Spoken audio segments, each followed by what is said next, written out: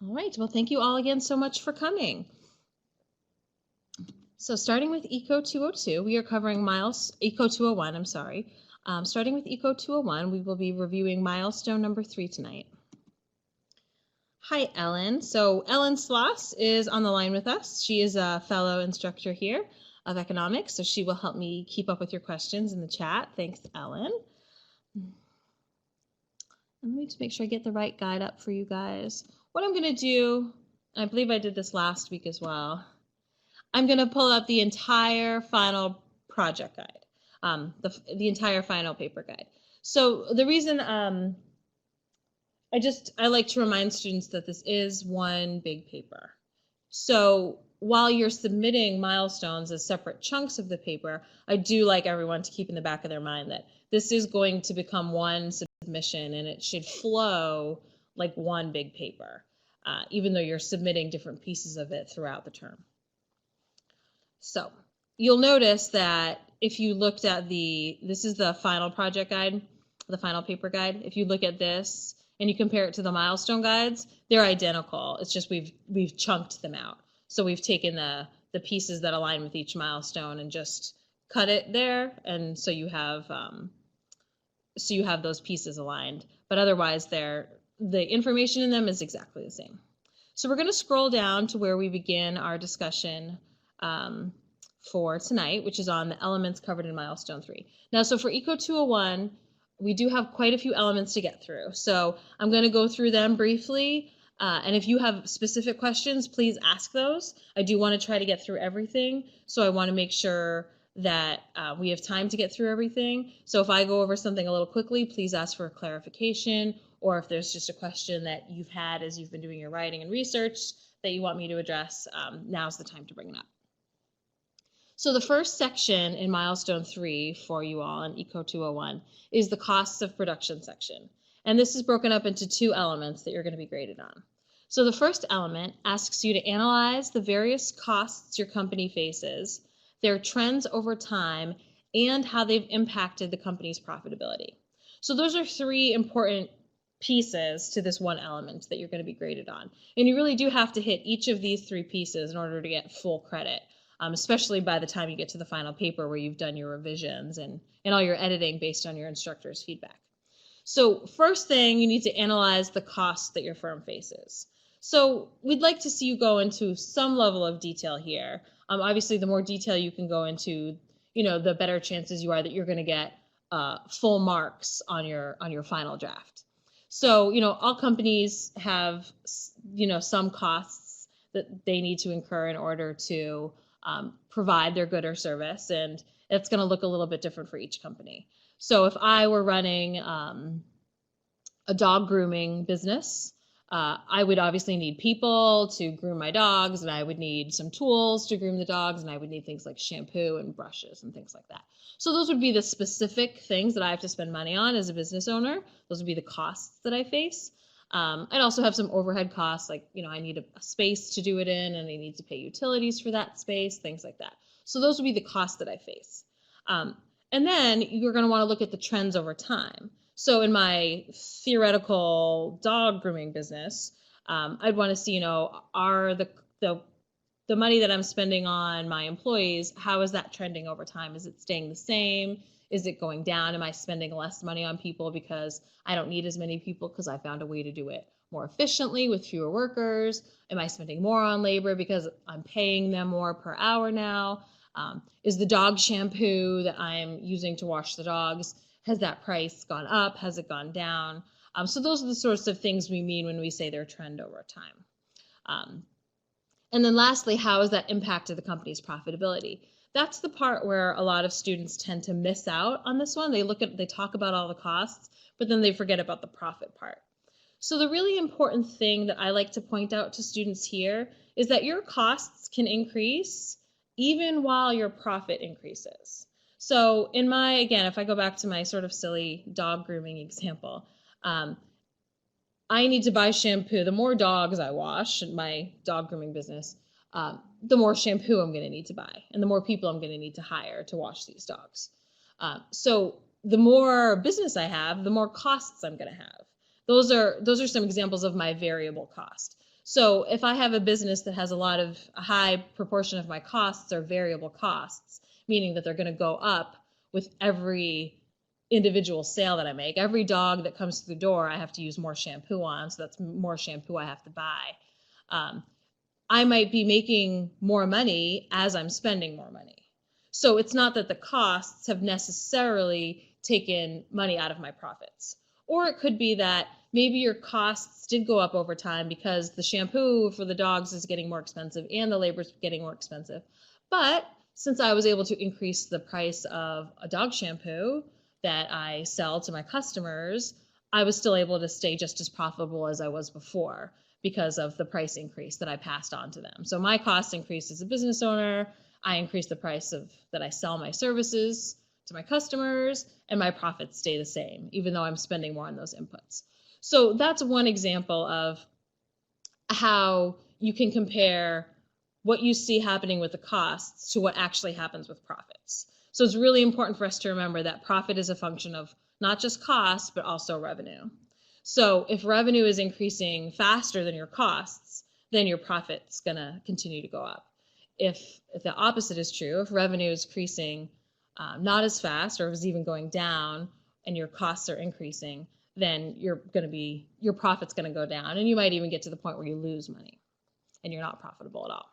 Most of your companies, I'm sure, are making profit.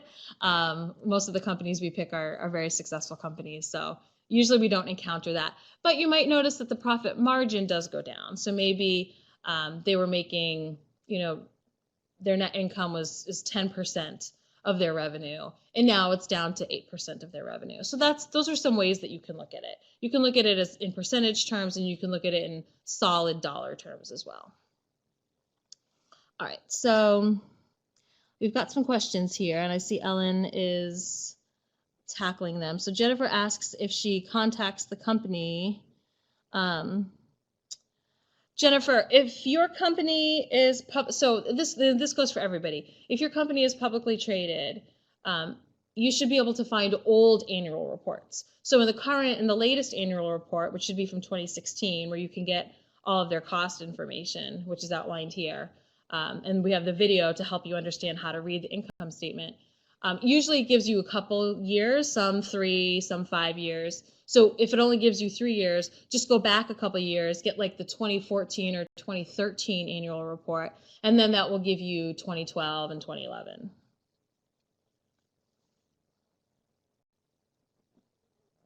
Yeah, and these annual reports, because they have to be logged with the SEC. These are always available for free. You should be able to find them online. If you're having trouble finding old annual reports online, I would definitely contact your instructor and or maybe even the library. They are definitely there to help you with research, the Shapiro Library, so they can work with you on those things, either of those. So Trina asks, do you need to drill down or just take the COGS? So I would definitely present, Trina, I would definitely present the COGS as a whole, but then definitely drill down. So the various costs that your company faces. So what makes up those costs of goods sold? It's going to be different for every company. So for General Motors, they're spending money on steel and union workers and electricity for their manufacturing plants. That's very different than what Netflix spends their money on. Netflix spends their money on licensing rights and programmers. So really different. And then obviously that's very different from Starbucks, spending their money on coffee beans and hourly employees. So, and those are just some examples. Even with either of those, you can look at a lot more things than just what I outlined. But depending on the company that you're looking at, you're going to be looking at different costs and therefore looking at how those costs have trended over time. All right. So we've covered most of that element. I think we've got the questions answered between Ellen and myself in the chat. So I'm going to move on to the second element. So the second element here asks us to apply the concepts of variable and fixed costs to the company for informing their output decisions. So this flows really nicely from the costs that you analyze. So when you outline some of the costs that the company faces, some of those are most likely going to be variable and some of those might be fixed. So with the example of my pretend dog grooming company, the rent that I pay on my shop and the electricity that I pay, and maybe if I have any salaried employees or if I spend money advertising in the local paper, all those things would be fixed costs. My advertising expenses don't go up just because I got 5 more dogs to wash that day. That is fixed regardless of how many clients I get. Whereas the shampoo, that expense is going to go up every time I get another dog in my door because I have to use a little bit more shampoo. So with some of the companies that you've all selected, like a company like Starbucks, they rent or they buy space to have their stores. That's going to be a fixed cost. They spend a lot of money on advertising, and maybe they spend some money on developing new flavors and things like that. All those are fixed costs. Once they spend that money, it doesn't really matter how many customers they get. It's not going to change. But every time a customer walks in the door and orders a latte, that's more milk they have to buy, and it's more coffee beans they have to buy, and more sugar they have to buy. So those are their variable costs. It changes every time somebody comes in the door.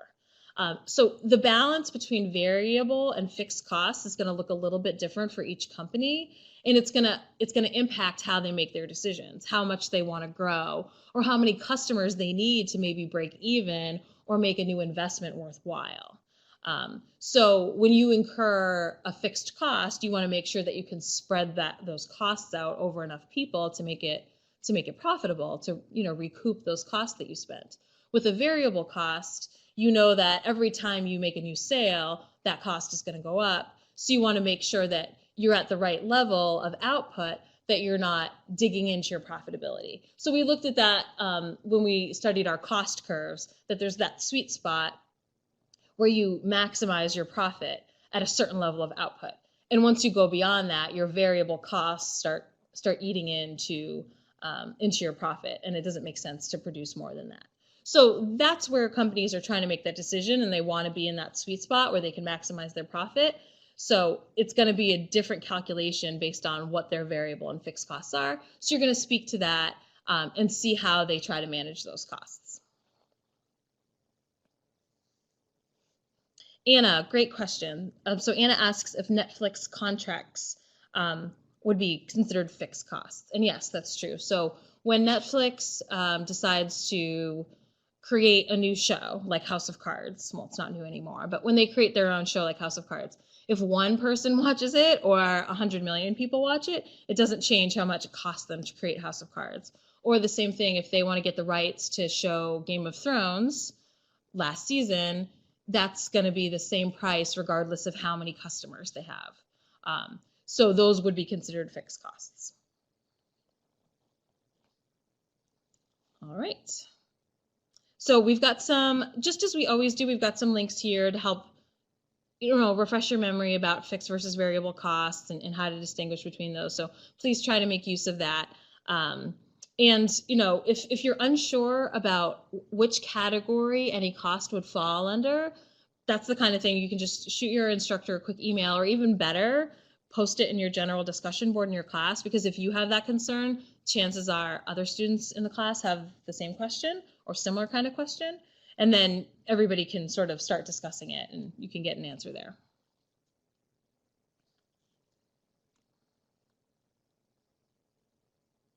Yeah, Anna, it could, a company like Netflix doesn't have a ton except for the mail DVDs. I think they still do mail DVDs. It's not a big part of their business, but they do incur that cost every time somebody requests a DVD by mail for Netflix. And I've had students look at servers. That might be more of a variable cost in the medium run. As they get more and more people signing up for membership to Netflix, they need to bring on more servers. So that's something you could look at that could be considered a variable cost if you look at a longer range in time. And remember, as we learned when we studied fixed and variable costs, that in the long run, everything's variable, right? The number of stores that Starbucks has keeps going up.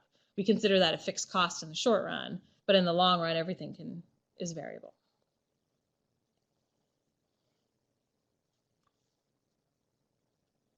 All right, so we are going to move on to the next section of your paper. And hopefully we didn't miss anything. Thank you so much, Ellen, for helping me stay on top of these questions. So the overall market section has 3 different critical elements. So some of these, you might want to check ahead to some of the material that's going to be more fully presented next week. You're still going to be able to address all these, so don't worry about that. But you might just want to take a look at a few things that come up next week to give you a little bit more clarity. I don't want you to think that you're not in a position to do this stuff. You'll be fine, but just keep that in mind. The first element here is asking you to discuss the market share for your company and its top competitors by providing details on current percentages for each company and describing the trend over time. So now market share, in this sense, does not mean their stock share. It doesn't mean that their shares in the stock market and how much those shares are worth, which is a common misconception for students. Market share in this case is their piece of the pie in the industry. So if we're talking about General Motors, it would be, auto manufacturers.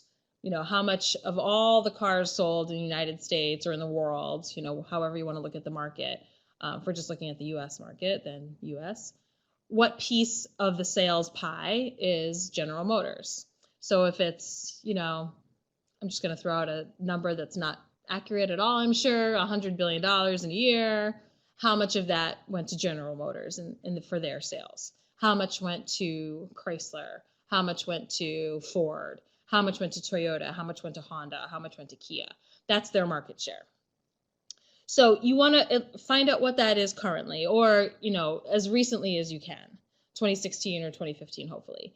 And then ideally, you'll be able to go and find another point in time to find their market share to see if it's increased or decreased.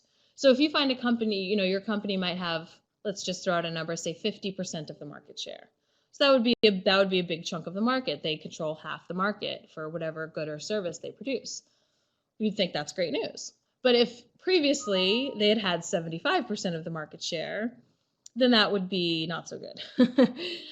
They had lost a quarter or a third of their market share in that period of time. So that's why we want you to at least get one other data point to see what the trend has been, and also to sort of understand why it's changed. So have they been gaining market share because the market's been growing and they've been capturing all the new business? Have they taken market share from a competitor? Has a competitor taken market share from them? Has the industry shrunk and they've been the one to lose a lot of business while others have maintained business?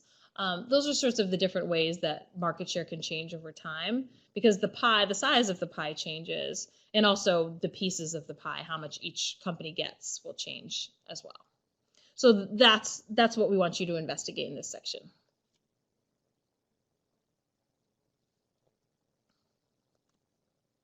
All right. There is a link here to help you calculate market shares.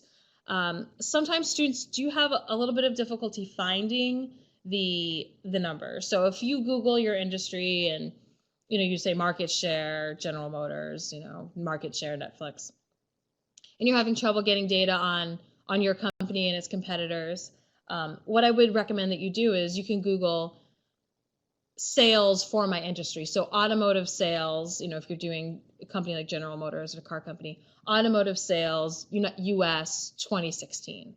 And usually you can find that kind of information. So now you know how big the pie is. That will give you the size of the pie. And then you go to General Motors and you look at, you have their revenue data because you've already been looking at their annual reports. And then you go and you look at the annual reports for their competitors. And then you can figure out how big was their slice of the pie. And then you can calculate the market share in terms of a percentage. Once you know the size of the market and once you know their revenue size, then you can figure it out from there with the calculating market shares. So if you can't find the market share calculated by a third party somewhere in your research, you can calculate it yourself that way.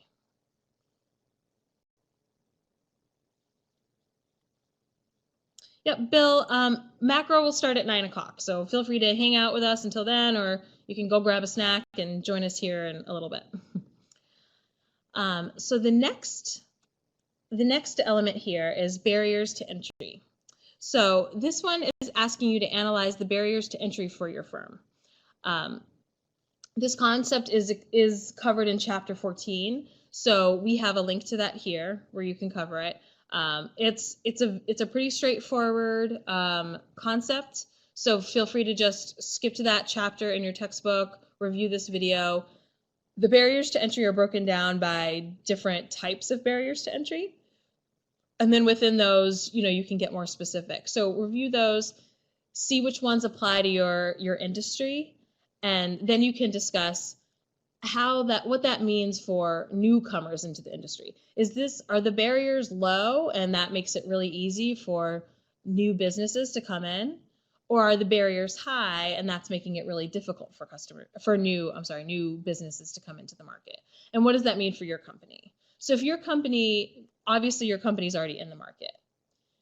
If the barriers to entry are high, in a way that sort of insulates them, they've got these walls up around them that are keeping new competitors out. If the barriers to entry are low, that might mean that new competition could come in and take away some of their market share.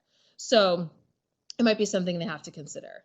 There are times when the barriers to entry are low, but still a company has a pretty good chance of staying profitable in the long term. Maybe a good example might be Starbucks. It's easy to open a coffee shop, but maybe not so easy to make it a nationwide chain. So you want to look at the different barriers to entry that help insulate your company from competition, and if there's not a lot of insulation from competition, what that means for them, and how they're going to remain competitive. And lastly, you're going to describe the market structure for your firm and analyze how this affects their ability to influence the overall market. So there are 4 different market structures. So we've covered 2 of them this week: perfect competition and monopolistic competition. And then the 2 we cover next week are oligopoly and monopoly. So if you feel that your company might be an oligopoly or monopoly, you might want to read ahead. If you think that your company is monopolistic competition, probably it's not perfect competition, because most of our companies are branded, and branding is not an aspect that we see in perfect competition. But if you think your company is monopolistic competition, then everything you need to know is covered in this week's work. So again, if you want to look ahead and read about oligopolies and monopolies, that's a great idea. We've got some links here that also help you determine if you think your company might be an oligopoly. The 4-firm concentration ratio, or the HHI index. Those are 2 ways that economists can determine if an industry happens to be an oligopoly based on how concentrated it is. So that's one thing you could include in this section to really prove to your instructor that these are concepts that you understand, and you're using some quantitative analysis to prove your point that this industry is not very concentrated based on this ratio, and so I'm saying it's monopolistic competition. Or this industry is very concentrated, and I'm saying that it's an oligopoly.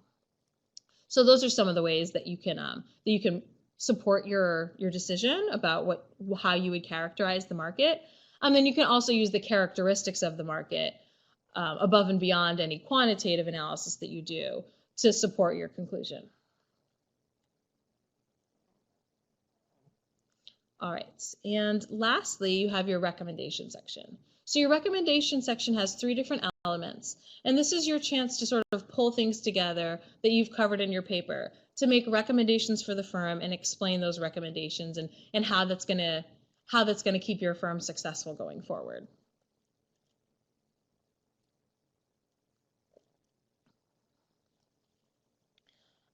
Yeah, Jennifer, that is a concern that we are aware of. It's a very small part of the reading from next week, so it won't be a problem for you to cover it, to go to that section, and we have the link here to cover it and include it in your paper. And remember, this is the milestone, so the expectations are not as high as they will be for the final draft.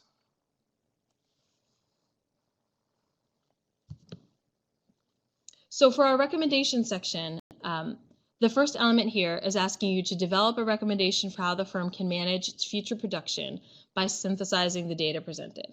So in looking at their future production, this is where you're going to focus on what you talked about from the supply section back in Milestone 2 and in the cost of production section that you cover in this milestone. So conclusions that you came to there, things that you see the company doing that are going to help them be successful or help them manage costs or increase profit, that analysis that you did in those areas is going to help you make some sort of recommendation for the firm here. It might be changing to using a different kind of product based on the costs that you see. It could be growing your company more so that they could take advantage of some economies of scale. It could be more advertising to make their brand more aware. So spending more money on increasing that fixed cost so that they can increase revenue down the line. That could be a conclusion that you come to based on what you found in the supply area that you wrote in Milestone 2 and the cost of production section. And then the second element asks you to suggest how the firm's position within the market and among its competitors will allow it to take the recommended action. So based on how you determine this market to be structured, is it a competitive market, monopolistic competition? Is it a very concentrated market, an oligopoly, maybe even a monopoly? That is going to impact how much the company can do. So when there's more competition, a company might not be able to dominate the market because there's so much competition. So they might have to focus on a certain niche. And how are they going to be able to take that action? Does their action require a lot of market power? And if they have that market power, then you can explain how that's going to allow them to take the action. So depending on where they are in the market, in terms of the market structure and their own market power, how big their market share is, will determine their ability to take the actions that you suggested. So this is where you're going to bring in that overall market section again. So as you'll notice, each of these recommendation sections kind of links back to work that you've already done. So all the stuff that you talk about here in recommendation should somehow be supported by analysis you've already done in the paper. So we shouldn't have anything totally brand new. If it's a brand new idea, the idea should at least be supported by things that you've already found. And you should explain how that support comes in. And then the very last rubric element here is asking you to describe how the firm can sustain its success going forward by evaluating trends in demand and price elasticity. So as you can see, this is clearly linked up with the demand section and the price elasticity section from Milestone 2. So here you're going to revisit their pricing strategies and also what the trends in demand are. So if demand is trending in a certain way, what is your company doing to keep up with those trends? And how are they pricing their product to respond to customers' sensitivity to price changes? Or if it's price inelastic, their insensitivity to price changes. And what does that mean for their success? So those are, that's how you can bring this back into it. And this is a section where a lot of students might give a suggestion of a new product that they think that the company should offer, or a new service. That would be very much linked up with trends in demand. Or if they think that they need to stay competitive on price because it's a competitive market where customers are very sensitive to price, they might talk about that here again and encourage the company to offer sales or keep prices lower or have lower priced options, things like that, to take advantage of the price elasticity of demand in their market. So this is where you can revisit the analysis that you did and give an actual suggestion based on what you found. All right, well, we are just at 9 o'clock. We got through each of the elements. Looks like we do have maybe one question coming in from Elaine. So Elaine, if you're still typing, feel free to get that one in. As always, in-text citations and reference page are required. So do remember to do that. I would hate to have somebody lose points just for that. All right, maybe there is no more questions coming. Well, we are at 9 o'clock. So if anybody does have any last-minute ECO 201 questions, feel free to get them in. This is being recorded, so if there was something that you missed, feel free to come back and watch the recording. Otherwise, we are going to pivot to our ECO 202 folks. Thank you all so much, ECO 201 students, for coming.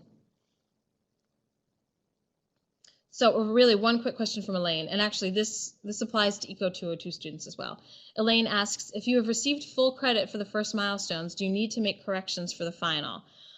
Elaine, that kind of depends. As I've mentioned, and this is the same for Eco 202, so any Eco 202 students on the line, this applies to you as well. The expectations for the milestone are not as high as the expectations for the final. So you could get a perfect score on a milestone, but still have improvements to make to get to full credit for the final project. When we review stuff here, we have the final project in mind. So everything that's outlined here is to help you achieve that final project well done status. The best way to know, other than reading your feedback, is to look at the rubric.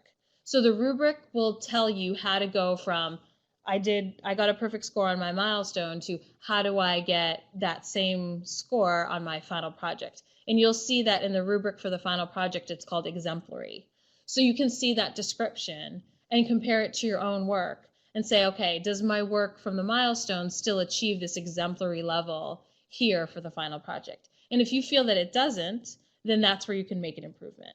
And if in any part you're unsure, go to your instructor and ask them for clarification, and they will give that to you.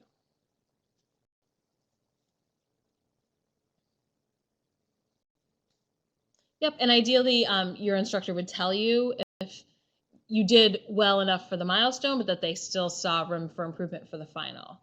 They would ideally indicate that in your feedback. But if you have any questions, if your feedback doesn't say something like that, but you're still unsure based on what you see in the rubric, please don't hesitate to reach out to your instructor to see if there's any element or any portion of your paper that does need some improvement before the final.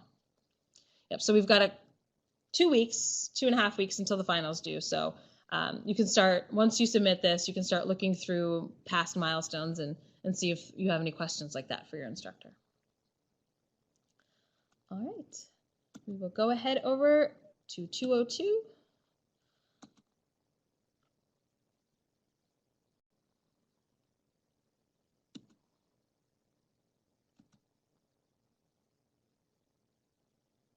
All right, here we are. I do have the full project guide up, but I'm just going to swing down to the section that is just covered for milestone 3. So this one is going to feel, I hope in a good way, because now you kind of have got it figured out. It's going to feel a little bit repetitive from last week. So last week your milestone was on fiscal policy, and this week it's on monetary policy. So everything is pretty much exactly the same, except you're analyzing a different set of tools and policy proposals that were put in place in your time period. But the approach is largely the same. You're just looking at a different group, and they've got a different way of impacting the economy. So monetary policy is enacted by the Federal Reserve, which is our central bank. So the Federal Reserve controls our monetary policy, and they've got 4 main goals. The ones that we hear about most often are price stability, that means controlling inflation, high employment or controlling unemployment, and then from there, economic growth and financial market stability. And now the Fed uses specific tools to do that. So when we looked at fiscal policy, that was run by the federal government. So laws enacted by Congress and signed by the president to change things like tax rates, government spending, or even things like minimum wage laws. Those are all things that impact the economy, and Congress and the president will vote on changes to any of those things in an attempt to have an impact on the economy as needed. The Federal Reserve has a different set of tools that they use to guide the economy and sort of help flatten out that business cycle a little bit so we don't have really big booms and really deep busts. Obviously, from not too long ago, we know that it doesn't always work out that way, but that is their goal. And the tools that they use are mostly aimed at changing interest rates through open market operations, changing the required reserve ratio for banks, and changing the discount rate. In more recent times, they've come up with a little bit more exotic policy tools that if you picked a anything since really the Great Recession, you will learn about, as you do your research, some of the more intricate tools they've put in place that they hadn't used really prior to that, but that they're using now. But those are the main ones that we learn about in our textbook, and they still absolutely use these tools. But when times are tough, they sometimes find that they have to use a different set of tools. But everything is really aimed at impacting the interest rates. So you can read up on the tools here that they use.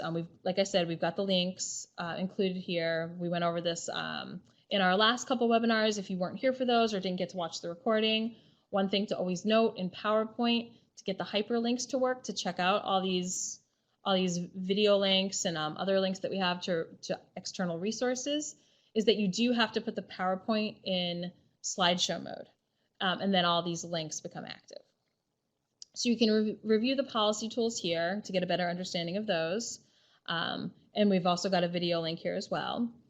To do some research on monetary policy, the San Francisco Federal Reserve has a lot of research banked through their website. So for the first element, you're going to be describing, just like with fiscal policy for this first element, what the monetary policy landscape was like at the start of your chosen decade. So what had the Fed, that's the nickname for the Federal Reserve, the Fed, what had they done most recently? Had they recently just tried to increase rates? Had they recently just tried to decrease rates? What were they looking at the time? Were they most worried about economic growth? Were they most worried about unemployment rates? Were they most worried about inflation getting too low, inflation getting too high? What was their concern at the time, and what had they most recently done to impact the economy? The Federal Reserve meets on a very regular basis, and they report the minutes of their meetings, which we've got here, transcripts of meeting minutes. So you can go back and see, if you chose 1980 to 1989, you can go read the minutes of what they talked about in 1980, and that will give you a benchmark for how things started off in your decade. So that's where I would stop first for this element.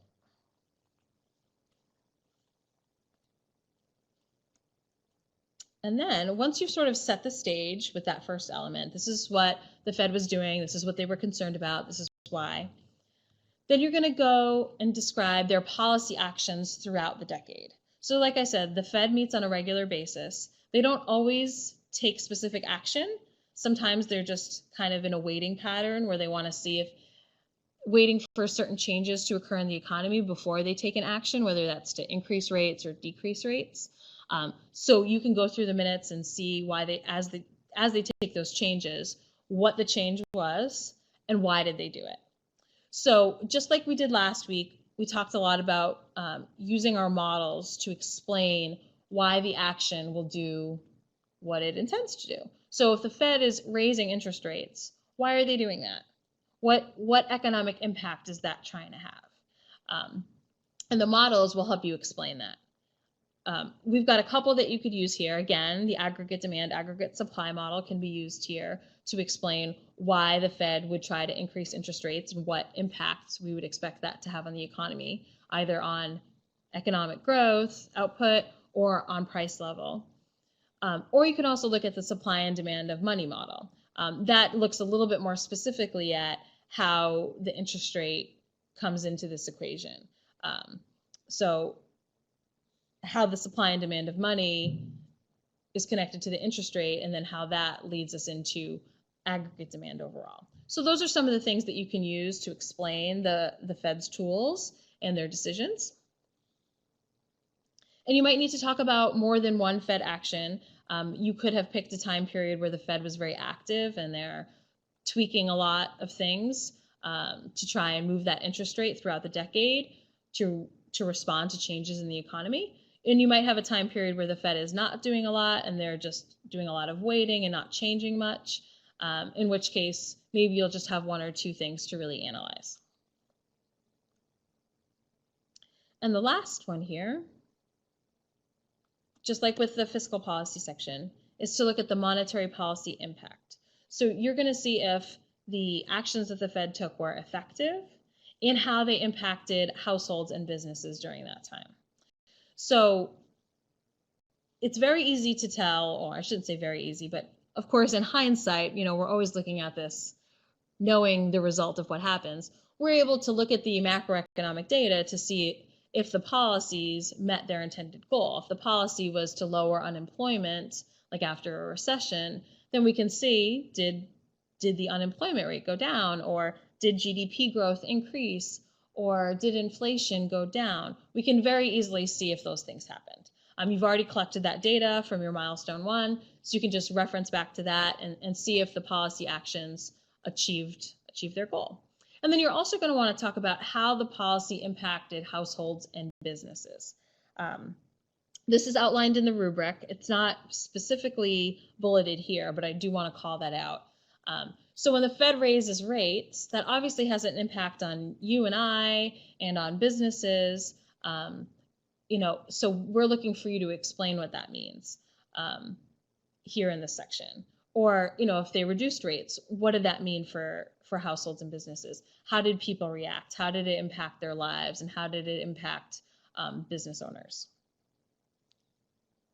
So that's where you can kind of make that connection sort of to the micro level, which we talked a little bit about in the Milestone last week as well in our webinar. And as always, this isn't a specific, no, I don't want to show you that. That is for next week, the conclusions. But as always, you do need to include, I'm going to skip down to the references. You do need to include your references slide. We've got a link here. Whoops. Sorry there, guys. All of the Milestone guides have a link here to the APA style. So, if you need a refresher on that, do include in-text citations on the slide and in your speaker notes. Hopefully by now, you know that speaker notes are required for all the slides.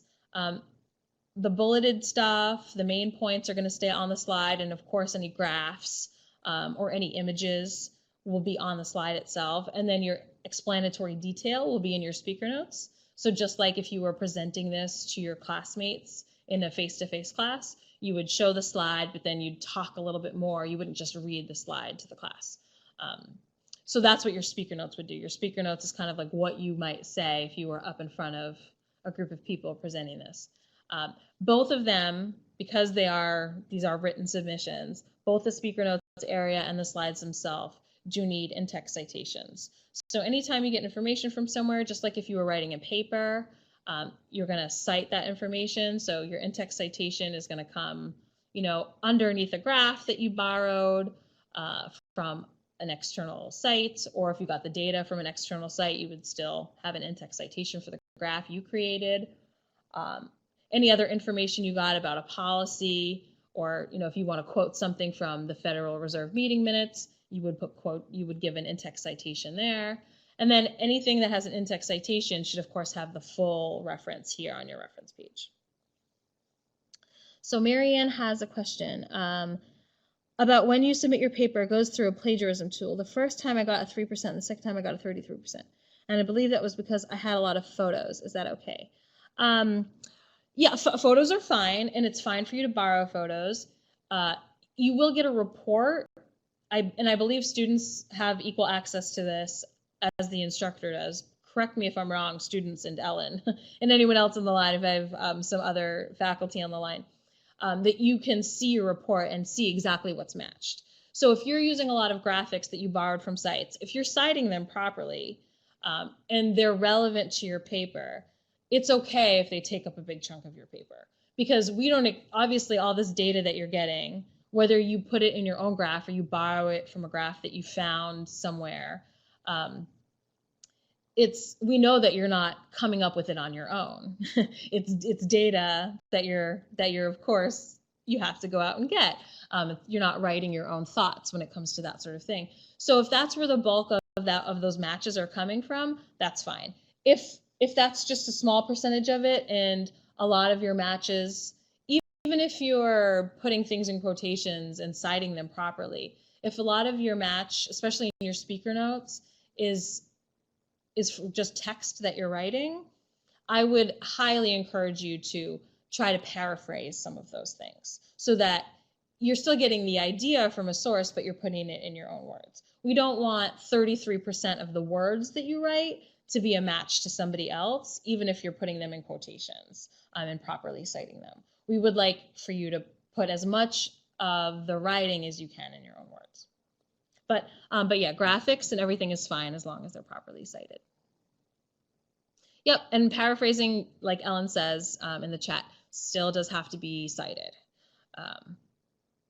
Your idea, the inspiration came from the source that you read it from. You're just putting it in your own words. So you still would credit the source that gave you the idea.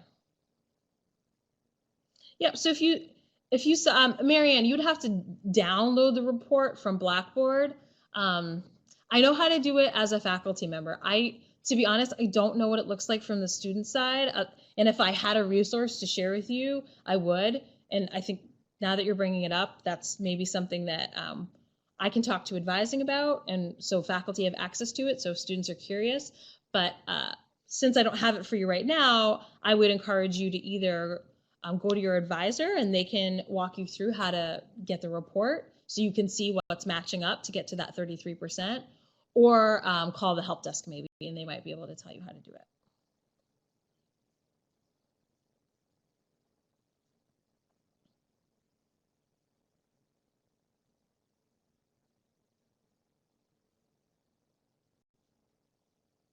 Yeah, and 33% actually isn't that high, especially if you're using a lot of data and graphs and stuff. I mean, with a paper where most of the stuff is writing, I don't like to see it above 25, but it's a little bit different with a PowerPoint presentation where a lot of the headings, like, you know, every heading here, monetary policy, conclusion, which you don't have yet, but all of these titles are going to be the same. So that drives a lot of the percentage too. And so when you look at the report, it can really explain things. And your instructor, if they're concerned, they'll look at the report first and then they'll see, oh, it's really just the titles of the slides and the graphs that she used. And then a very small amount of it might be text match. So we're aware that sometimes things like that really drive a high match score and it's not actual text plagiarism.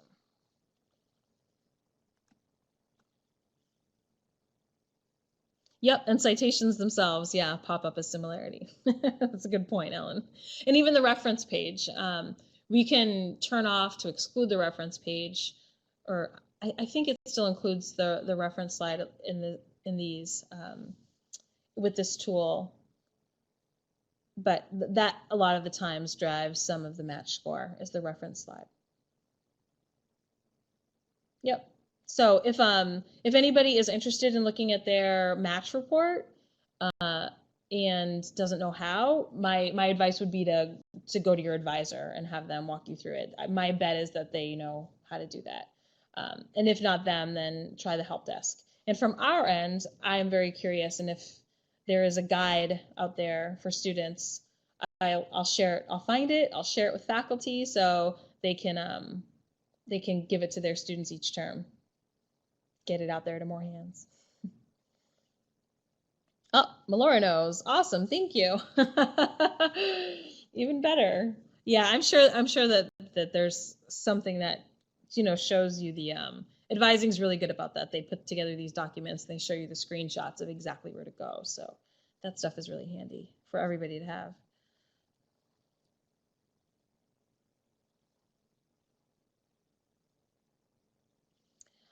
Yeah, Kristen, it's when you submit it in Blackboard. It's usually up at the top right-hand corner above near where you'll see your grade. Once you go into My Grades and you actually click on the name of the assignment, you'll see your submitted assignment in Blackboard, and you'll also see like your feedback from your instructor on the right-hand side, and then your grade above the feedback. And then I think it's above there where the originality of your report link is. Yeah, and yes, Marianne's right. It takes some time. So you submit it, you probably won't be able to see it straight away. I don't know how long it usually takes, but certainly by the time it's graded. Yeah, it's interesting to look at. And if you're ever, you know, concerned, like, did I paraphrase something enough? Or, you know, just want to see what the instructor sees when they're looking at that number. It's kind of a neat report to go to, and you can check it out. Most of the, I mean, honestly, for this project, I haven't noticed it be a huge problem for students. I think you guys do a really good job. So, and again, when I do see a higher number, it's almost always because of the data or because of the reference page and the titles on the slide.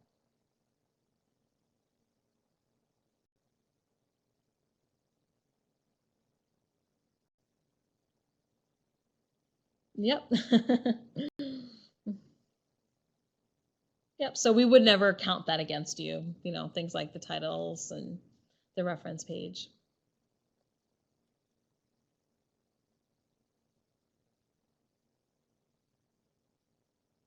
Yeah, and that's, you know, that's the thing about the originality report, like Ellen mentions. If you paraphrase, nothing's going to come up as a match, right? If you're always paraphrasing. But we should still see in-text citation. So if I see a paper or project submitted that's 0 originality report, so there's no text match, there's no worry that you've copied anybody's stuff. But if I see no in-text citations, then that becomes a plagiarism concern. Obviously, I know that you got your data and a lot of your information from other sources because this is a research project. So I know that you're not trying to present the data as your own, since of course you're not coming up with GDP numbers by yourself. But because you didn't cite, that's just a problem because those are the rules, right?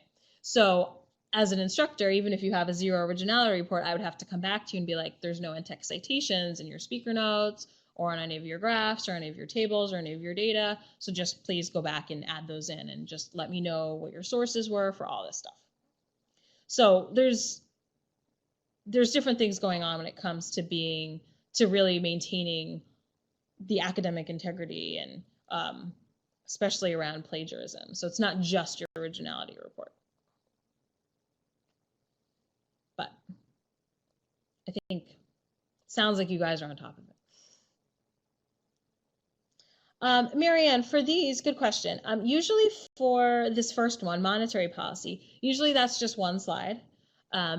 Monetary policy, I have that one doubled, I'm sorry. Monetary policy action, depending on how active the Fed was during your time period, you might want more than one slide because maybe they did a few different really big policy actions that you want to analyze separately. So that might be more than one slide. And then the last one, monetary policy impact, is generally one slide. So this is probably just the content slide, so not counting the reference and not counting the title slide. This one's usually between 3 to 5 slides long. So Jeremy asks if it's possible to have a lot of both fiscal policy and monetary policy. Yeah, the 2000s mainly was when that happened. So yeah, that was especially with the Great Recession. But even before that, you know, because we had a recession in 2000, 2001, you know, aligning with 9/11, that was active on both fronts as well, monetary policy and fiscal policy. So yeah, some decades have a lot of both. Some decades lean towards one more than the other. And what you'll notice is also when we get to the final, we'll introduce foreign trade. Some decades are going to have foreign trade playing a big role, and some decades are before foreign trade has really become a big part of our economy, and there's not as much to say about it, and that just is what it is.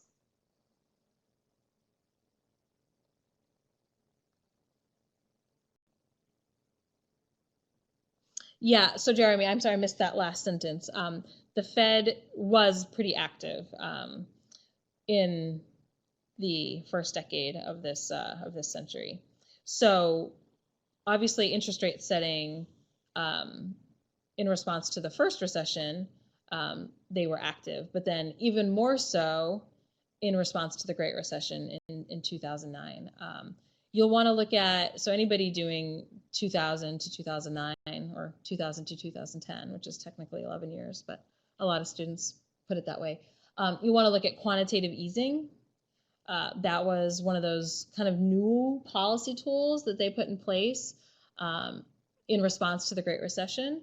So that's something you definitely want to include in your paper if you're doing that time period. Yep. So, and in general, the 2000s is a good one, because in general you want to look at how the Fed, and again, if you just go back and look at the meeting minutes, you can get a sense for what they're looking for and what they're worried about and what they're doing. You can just maybe read one each year, and that will sort of let you know sort of what the philosophy was, and what their feelings about the economy were. So if they're looking at wage growth, or price stability, or if they're worried about unemployment, or GDP growth, those are the things that will sort of indicate what they see as concerns. And then obviously you'll be able to tell if and when they raised rates. Most of you have already done that, because you've shown, a lot of you choose to show the federal funds rate from Milestone 1 when you looked at interest rates. So you can see how it moved.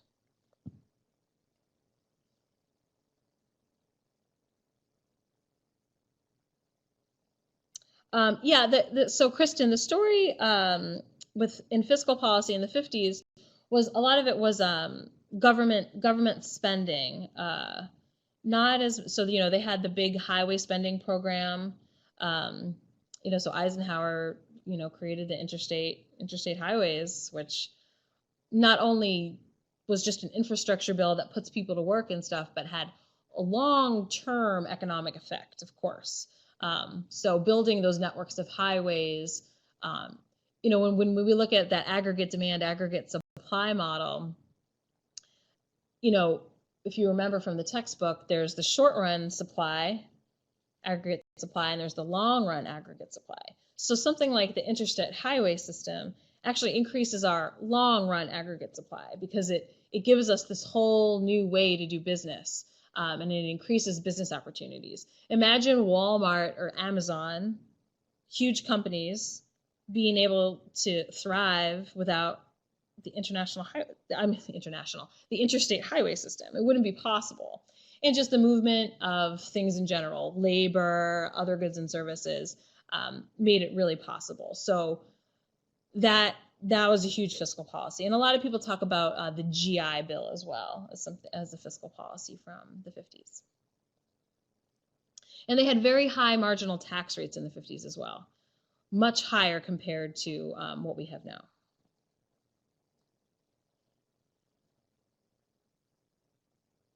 Right. That,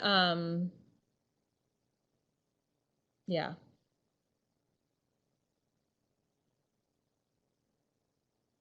Yeah. So, I mean, in Truman's case, there was so much concern, the war had ended, and a lot of probably worry about debt and putting people back to work who were coming home from the war, and how that all got managed. So it's probably a lot to dig into, but hopefully you got some good feedback, or you'll be getting some good feedback. I know you guys only just submitted on Sunday, but hopefully if there were any gaps, your instructor will point you in the right direction to fill them.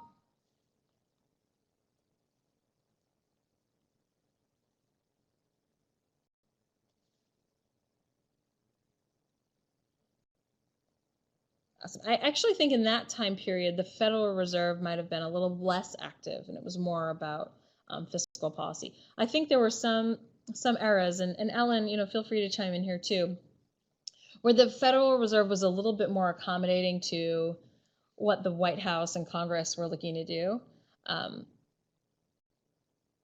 I know that it seemed, when I read a lot of the papers that students submit, that seems to be the case in some other decades as well, where they don't take as much of their own independent role necessarily. So you might find that in some of those earlier decades, the Federal Reserve doesn't seem to be quite as involved as they are these days.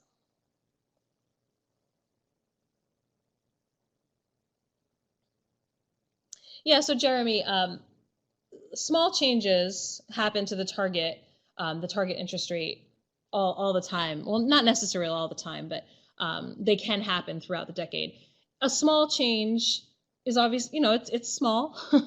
So that means they don't see the need for a big response, but usually that's how it goes. It's in increments when the Federal Reserve changes their target. But yeah, that's an action. And if it goes up or down, and the amount that it goes up or down is basically a reflection of how they see the economy. So they'll make a small increase if they see the economy improving a little bit. So the littler movement they see in the economy, the smaller their reaction will be. And when they see bigger movements in the economy, their reaction to it will be bigger in terms of how they move the target interest rate.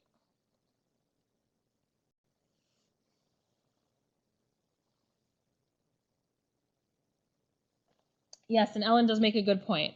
So the target rate is what they hope it to get to be, but because we have a very complicated banking system, it doesn't always quite hit exactly at the target rate. So just keep that in mind as you do your work. The target rate certainly reflects what they want it to be based on what they see happening in the economy. And the directionality is a lot of what you're looking for when it comes to their policy. So if they're increasing their target rate, it's because they want to slow down the economy in some way, or they think that the economy is healthy enough that it can withstand a higher rate. And if they see the economy weakening, then they will move in the direction of lowering their target rate. So the direction of what they see really reflects their perspective on the economy. Yep, definitely not an exact science. And I actually just read, I meant to share this with my macro students. I haven't posted it yet. I just emailed it to myself the other day. I'm sorry, we're over time, guys. We've covered everything, but you still have questions. But Ellen, I don't know if you noticed this, but I think it was in Business Insider. There was an article about making sure the Fed doesn't think that they're not effective. It's not an exact science, but I guess there's been some research, and I forget who did the research exactly, but that the monetary policy has a bigger effect than maybe was originally thought, even by those in the Fed. So sometimes they downplay their own impact, and that can be, detrimental to policy. It's not an exact science, but the more you understand about what's going to happen if we make this decision, the more effective you can be in reaching your goals. So it was a pretty interesting article. I'm gonna have to remember to post it in my class tonight. I think I have it quick. I can share it in the chat here.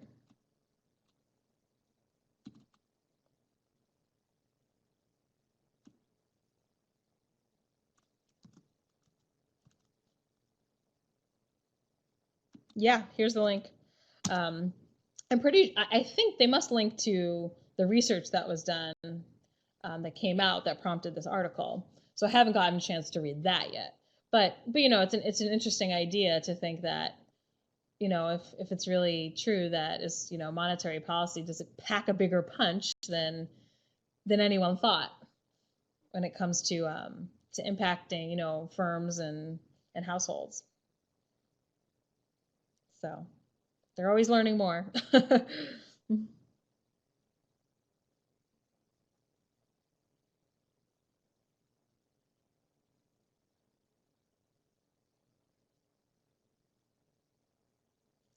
Jeremy, that sounds, I don't know the exact numbers off the top of my head, but that sounds right because that was in response to a recession.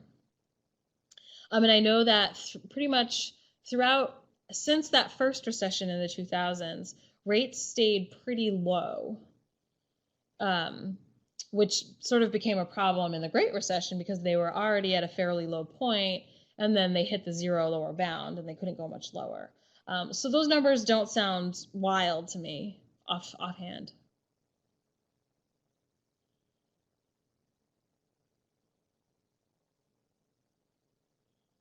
No problem.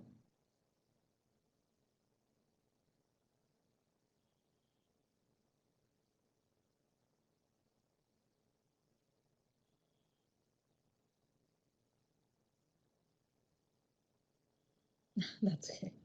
So we are 5 minutes over. If there's more questions, I'm happy to take them and hang out until I get everything answered. But if there are no more questions, then I want to give you the rest of your night.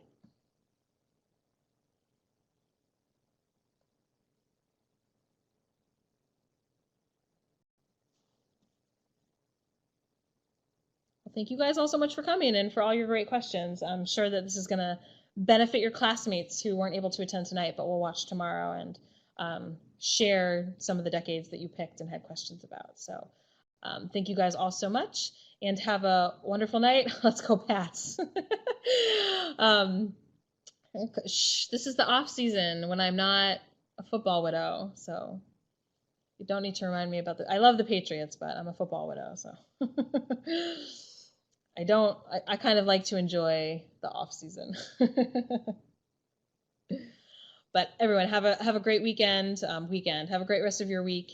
And if you have any questions about the research or you're unsure of the information that you're finding, if you have trouble finding an information, please hit up your instructor as soon as possible so you can get a response from them and get everything worked out before the due date on Sunday.